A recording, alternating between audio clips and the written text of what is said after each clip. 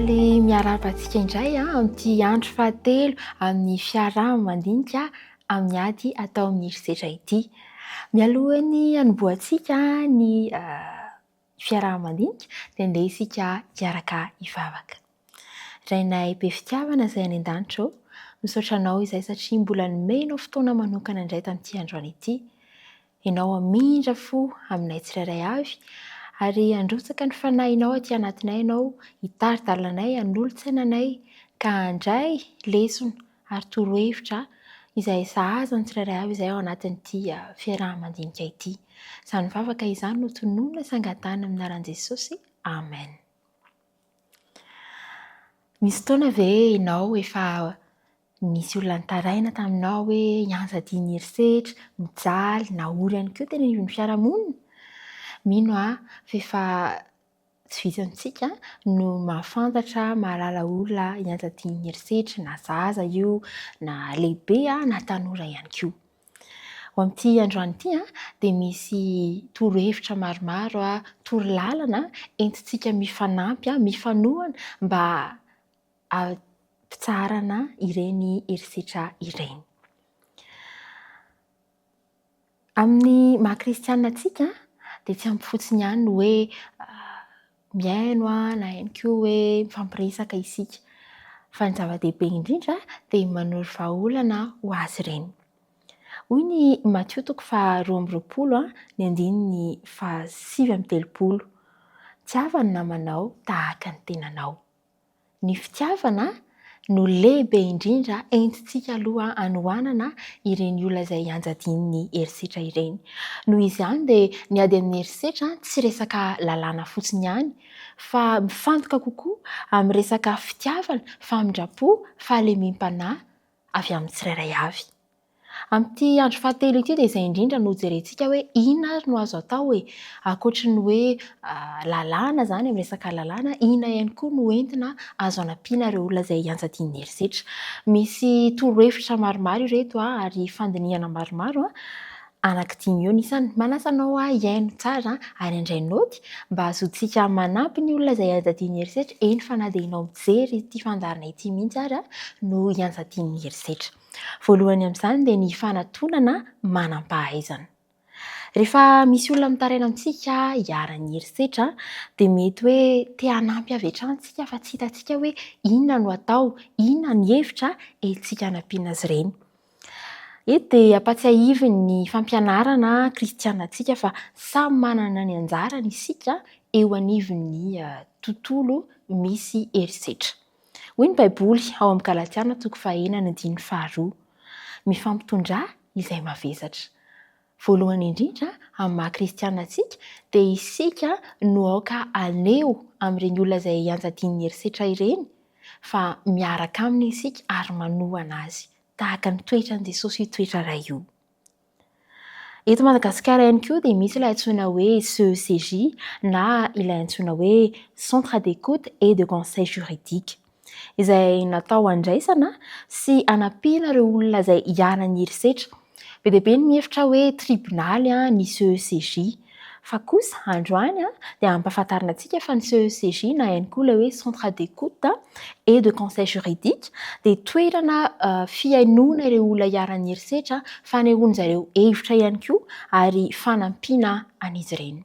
Koa rehefa mila fanampiana manokana ilay olona izay mitaraina aminao dia ny fitarihana azy any amin'ny toerana sahaza izay tsy midika hoe mandao azy ianao ny dikan'izay, fa manoro hevitra azy hoe ity no mety afaka hanampy anao amin'ny ady atao amin'ny herisetra.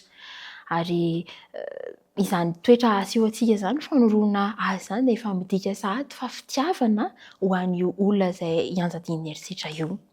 Faharoa dia ny mihaino ary manohana aran-tsaina. Alohan'ny hanomezantsika torohevitra olona anankiray na ifampiresahantsika dia anisan'ny zava-dehibe amin'ireny olona mitaraina ireny ny fiainoantsika azy, ny fanehoantsika fa vonona hiaino azy ireo isika. Ny CECJ dia manome fandraisana an-tanana ara-tsaina, ara-tsosialy ary ihany koa misy mpiasa efa voahomana ary matihanina mahakasika an'izany eo anivon'ny CECJ, afaka mihaino olona, manoro hevitra ary manaraka ilay olona hoe izao no atao mitarika azy amin'ny tokony ho izy.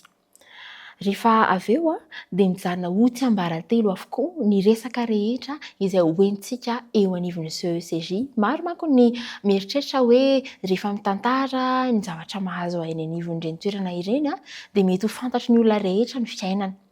Kanefa dia mahafinaritra ny mampafantatra anao amin'ity androany ity fa tsiambaratelo avokoa ny resaka izay resahana eny anivon'ny CECJ. Mampatsiahy antsika ny Baiboly ao amin'ny Jakoba 1:9-20 manao hoe aoka ny olona rehetra ho malaky hiaino. Amin'ny masolon-tenan'i Jesosy Kristy antsika dia isika no tokony hiaino ireny olona marefo hianja dian'ny herisetra ireny.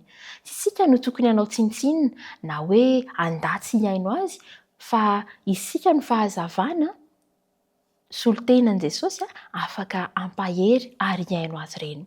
Izany no tokony hiseho rehefa misy olona mitaraina amintsika. Miaino ary tsy manome tsiny ary indrindra tsy manamaivana ny zavatra tsapany.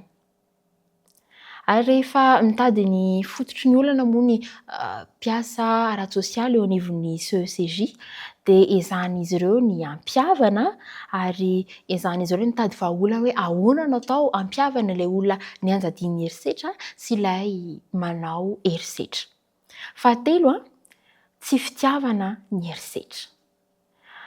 Misy fihetsika sasany indraindray dia saromantsika hoe fitiavana no dikany. Ohatra maromaro amin'izany ny hoe mandrara ny vady tsy hivoaka ny trano, tsy hifanerasera amin'iza n'iza, mandrara ireo zanaka ihany koa na manao teny marary.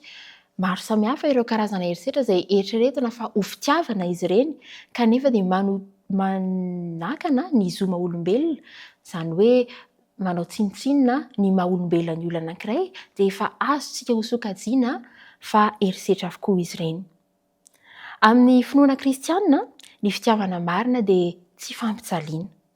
Hoy ny Korinthiana 1:7-8. Ny fitiavana mahari-po sady mora fanahy.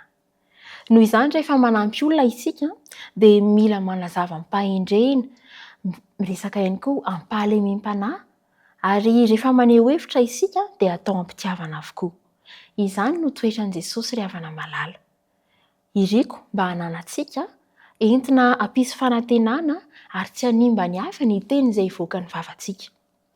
Ny fahaefatra dia ny fanoron-dalana ara-dalàna.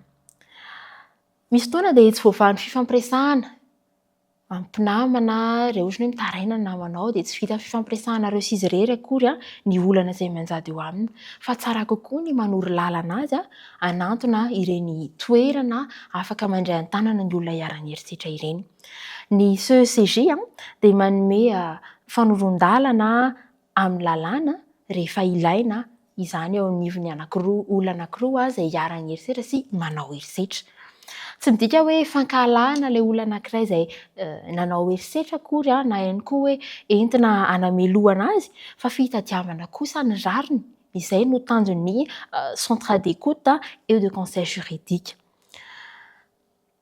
Eo indrindra isika no miezaka manohana ilay namantsika izay mitaraina hanantona ny CECJ mba ahitany vahaolana hampitsarana tanteraka ny herisetra izay mianjady aminy. Ary indrindra ampahafantarina ny tsirairay amin'izy ireo hoe inona ny adidy tokony hisy azy eo anivon'ny tokantrano, eo anivon'ny fiarahamonina. Ny fahadimy dia ny fikarakarana ara-pahasalamana. Ny olona izay hiara-ny herisetra dia mety maratra vatana, mety hitondra ratra-po ihany koa. Noho izany dia tokony tsy ho adino isika ny fampahafantarana an'izy ireo fa mila mikarakara ny vatany ihany koa izy, indrindra ny fahasalamany. Ao amin'ny CECJ dia misy fanamorana ny fandraisana an-tanana ireny olona izay hiara-ny herisetra ara-batana ireny mety manana olana ara-tsaina na ihany koa hoe maratra ny vatany, manana ratra-po ihany koa izy dia voalazany loharanom-baovao fa eo anivon'ny CECJ na ihany koa ilay antsointsika hoe centre d'écoute et de conseil juridique dia misy dokotera afaka mandray an-tanana ary voalaza fa maimaim-poana ny asa izay tanterahana amin'izany. Ny fomba kristianina dia mampafantatra ary mampatsiahy antsika fa zava-dehibe ny fikarakarana ny fahasalamana. Koa ny fanampiana ara-pahasalamana dia ampahany amin'ny fitiavana izay asehontsika amin'ireo olona iaran'ny herisetra fa fangorahana azy ireo ary fanampiana azy ireo ihany koa entiny miatrika ireo zavatra mafy izay lalovany. Ny fahaenina dia ny brigade féminine de proximité na ihany koa ilay antsoina hoe BFP. Misy fotoana izay ilana fanampiana sy fiarovana akaiky kokoa. Eto no ahafantarantsika ny antsoina hoe BFP na ilay hoe brigade féminine de proximité. Araka ny loharanom-baovao izay azo dia azo antonina ary azo antsoina ny BFP ary anisan'ny andraikitra manana ny andraikiny izy amin'ny fanabeazana ary indrindra ny fampihavanana ireo olona anankiroa izay iaran'ny herisetra sy nanao herisetra. Ho an'ny kristianina ny fampihavanana dia andraikitra lehibe. Hoy Jesosy ao amin'ny Mateo 5:7 manao hoe sambatra ny mpampihavana fa izy no atao hoe zanak'Andriamanitra. Tsy eo amintsika kristianina mihitsy no tokony hisy an'ilay hoe maka manohana ny anina na manohana ny anina rehefa misy tranga miseho anivon'ny fiarahamonina, indrindra eo amin'ny olona anankiroa izay manao herisetra sy hiarana ny herisetra. Ny adidintsika dia mihaino azy ireny ary miezaka hatrany ny hampihavana azy satria izany ny sitrapon'Andriamanitra. Ry havana malala, rehefa fitiantsika izay noresahantsika rehetra teo dia izao no hafatra lehibe hoe tsy tokony havelantsika hiatrika irery ireny herisetra ireny ny olona anankiray. Aoka isika hiaino, haneho fangorahana, hampahery. Rehefa ilaintsika dia tsy isika no andeha hiavonavina na hoe kamo tsy te hiaino ahako. Fa isika no asaina hisolo tenan Jesosy, iza no mba hiaino azy ireny raha toa isika ka andao an'ireny. Isika no antsoina mba hiaino ireny namantsika izay iaran'ny fahoriana ireny ary hanarina indray, hametraka indray ny fahazavana ao anatiny ary indrindra hamerina ireo fanantenana izay mety hoe favery ny fanantenana ny olona iaran'ny herisetra ireny. Koa amin'ity anio ity mino sy manantena fa izaho sy ianao no hamerina indray ny fanantenana ao amin'ireny olona izay iaran'ny herisetra ireny. Ny CECJ ihany koa na ilay hoe centre d'écoute et de conseil juridique araka ny fatorevitra nomentsika teo dia afaka atorontsika ireny namantsika ireny satria dia manana fanohanana ara-tsaina, ara-tsosialy ary afaka manoro ny olona izay iaran'ny herisetra. Eny, mety hoe ianao mijery ny fandaharana mihitsy ny iaran'ny herisetra dia ireo toe-revitra marobe ireo no omena ianao amin'ity androany ity, ny fanantonana ireny toerana ireny tahaka ny CECJ, centre d'écoute et de conseil juridique. Eo ihany koa ny BFP, ilay hoe brigade féminine de proximité izay afaka manohana ary ihany koa manana rafitra entina mikarakara ireny olona izay iaran'ny herisetra ireny. Rehefa miresaka ny hoe fampihavanana isika dia tsarovy hatrany ny tenin Jesosy hoe sambatra ny mpampihavana. Aoka isika tsy fampijery fotsiny na hifanometsiny fa isika no aoka hitondra fahazavana ary hiezaka hampisy ny rariny indray ary isika no hiara-entana hoe hatsaharo ny herisetra. Mino sy manantena ahako fa isika rehetra dia hitondra fahazavana, fanantenana vaovao indray ho an'ireo iaran'ny herisetra ary tsy ho ela ihany koa dia hitsahatra hatreo ireo herisetra izay mianjady amin'ny ankizy, amin'ny vehivavy, amin'ny olona rehetra eo anivon'ny fiarahamonina mihitsy. Andeha isika hiaraka hivavaka. Rainay be fitiavana izay any an-danitra, misaotra anao izahay noho ny torohevitra maro samihafa izay nomenao anay tamin'ity androany ity. Ankehitriny dia mangataka ny tolotsaina avy aminao izahay, ny fahendrena avy aminao mba hahafahanay hanana fangoram-po, fofen'ny fitiavana ho an'ireny namana ireny. Mitondram-bavaka manokana ireo namana izay iaran'ny herisetra ihany koa izahay. Ianao Jesosy eo hampahery azy manokana ary hanome fitiavana mihoatra An'izy ireny ianao hijery azy manokana izay fantatra fa mahasoa tsirairay avy dia mino izay efa ho tanterahanao araka ny sitraponao. Izany vavaka izany no tonomy ny sangatany amin'ny anaran'i Jesosy. Amen.